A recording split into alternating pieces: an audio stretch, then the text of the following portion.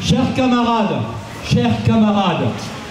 il y a quelques semaines, nous étions de l'autre côté de cette frontière avec nos camarades sud-catalans et nous scandions dans les rues de Gérone « No es una crisis, es una estafa », ce qui veut dire « ce n'est pas une crise, c'est une escroquerie ». La crise, elle est utilisée par les libéraux pour accélérer les réformes refusées aujourd'hui par les peuples. Ces dernières réformes touchent tous les domaines, économiques, social, politique, partout en France, comme dans notre département, comme sur la Côte Vermeille. C'est tout le compromis social issu de la libération qui est remis en question.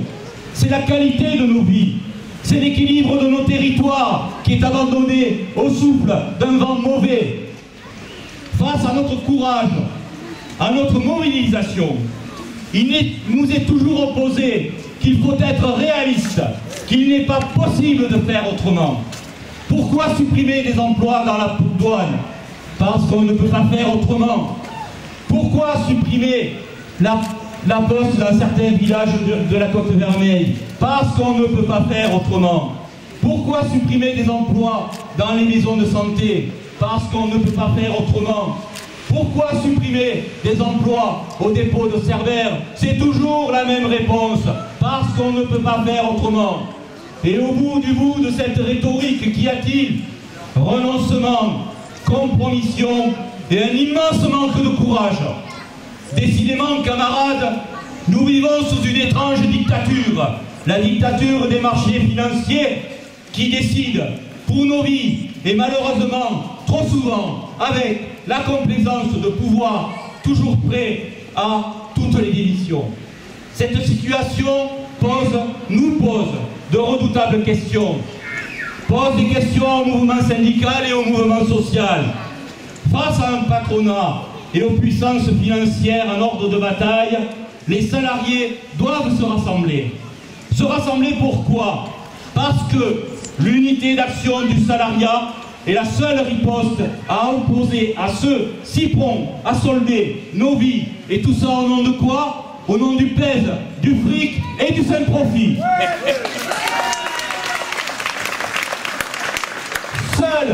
Seule l'unité d'action peut redonner au syndicalisme, au mouvement social, toute sa capacité à défendre l'intérêt général, à défendre nos vies.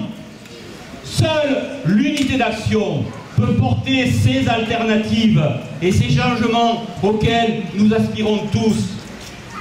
Au-delà de notre attachement à l'unité d'action, il faut se convaincre aussi, camarades, que la question aujourd'hui, que la question de l'unité du mouvement syndical est posée.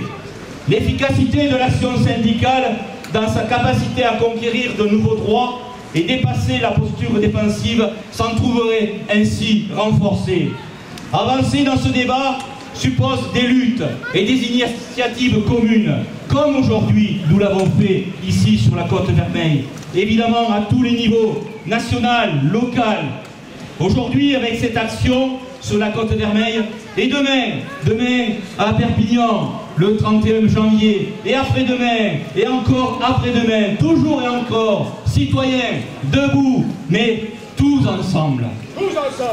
On nous opposera toujours que nous sommes des rêveurs, que ce que nous demandons est impossible.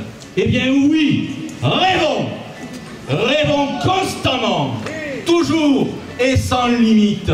Demandons chaque fois l'impossible pour arriver au possible, le possible pour aller à l'impossible et l'impossible pour aller vers l'inimaginable.